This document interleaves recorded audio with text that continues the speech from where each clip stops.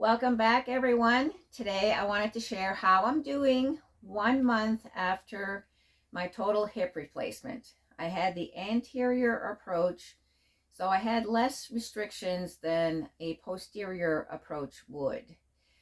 I did have a setback in my 3rd week, and I can leave a link down below to that video that explains what I did wrong and how long it took me to recover from that. So my 4th week in recovery, I've really been trying to wean off I was taking half of a tablet of oxycodone, so 2.5 milligrams. During the day, I was able to get by with Tylenol or Advil for any discomfort I was having. And my worst time was nighttime, which I had heard that it can happen. I am not a back sleeper at all, and of course I've had to sleep on my back. And I have tried laying, I had the right hip done. I've tried laying on my left side, but even with a good sized pillow in between my legs to keep my hips apart, it just wasn't working. My leg just wouldn't settle. I felt like I was having like little spasms in my leg that were keeping me awake. It felt like I've never had restless legs, but it's like I had one restless leg. So yeah, the left side would only last about 5 minutes, and then I had to go back to my back. I even tried just a tiny bit onto my right side, but it just felt uncomfortable to lay on that hip, at least at this point. So normally I'm a stomach sleeper or on my right side. So those are not options for me right now. and I was really getting frustrated because I would take Tylenol and Advil at bedtime, and I even tried taking some Benadryl to help me sleep, and even some magnesium lotion on my thigh to try to relax the muscles. And still I would lay awake for at least 2 hours, and I would have to give in and take that half of an oxycodone, and then I could get a few hours of sleep. So that was really a source of frustration for me, and I did mention it to my physical therapist to see if she had any tips or pointers, and she had a really good suggestion. She explained that basically the muscles were really tight after, being on my feet all day, exercising, walking, and those muscles didn't want to stretch back out. They didn't want to relax, and that's exactly what I was feeling. And so she recommended taking a softball and just gently pressing on the muscles, and actually on the side of the muscle. If you've ever had a massage and the massage therapist finds that knot in your back or in your muscle, and putting gentle pressure on that finally releases that tension, releases that muscle.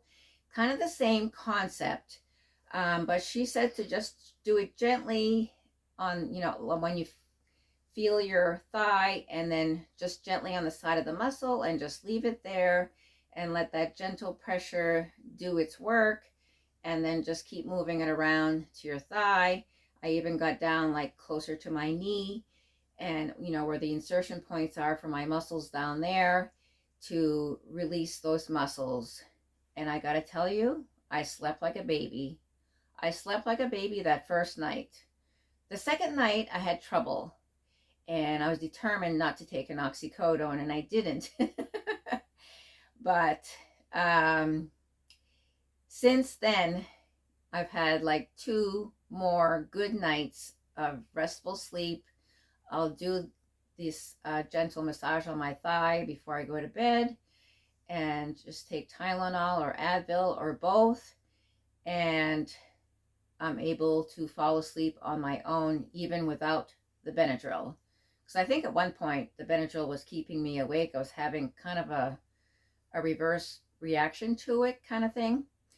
So anyway, this may be an option. Check with your physical therapist or your doctor, but it really helped relax those muscles, and then I could go to sleep, and I asked her, should I put ice on my hip, because I had been icing my hip at bedtime every night. And I said, should I not be doing that? And she goes, no, do your routine, the massage and everything, and you can still ice at bedtime. So I have still been doing that, and it hasn't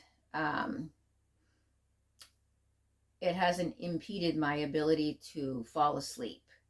I had also, at one point before I had talked to her, tried just a low a heating pad on low heat, and that didn't help at all. So your experience may be different, but for now, until I have permission to roll onto my stomach to go to sleep, it's working. And I have not been taking the oxycodone for 4 days now.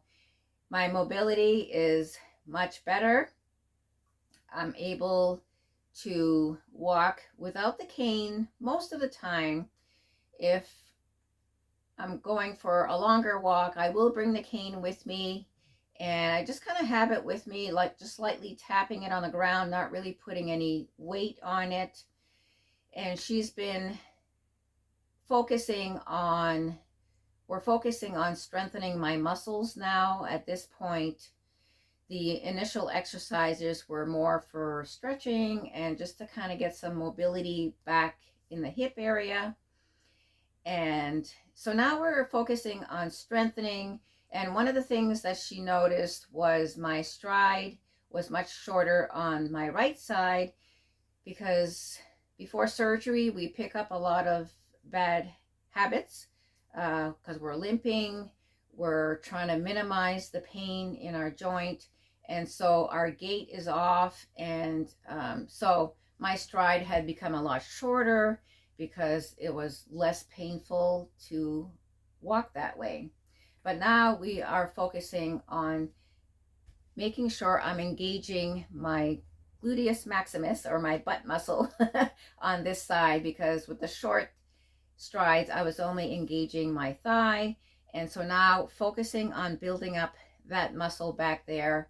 And if maybe you have a similar problem, but my butt is kind of flat on that side because that muscle is definitely a lot weaker, and got a lot weaker over the period of 1.5 years that I was having my hip pain, or my increased hip pain.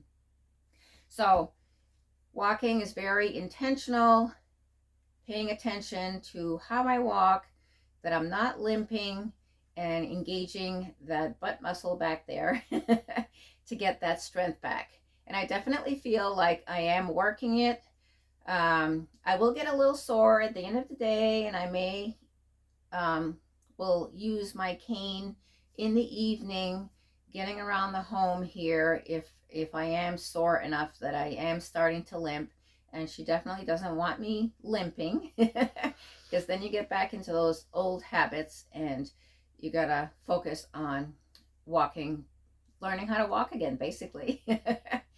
So that's where I am at week 4, and I have to say that it was definitely worth going through the surgery.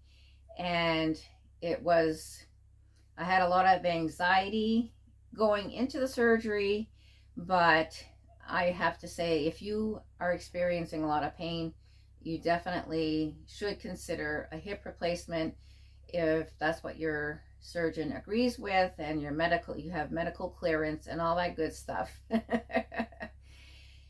So I am glad that I did it at this time. I didn't want to do it much later in the year. I didn't really have any choice as far as my surgery date.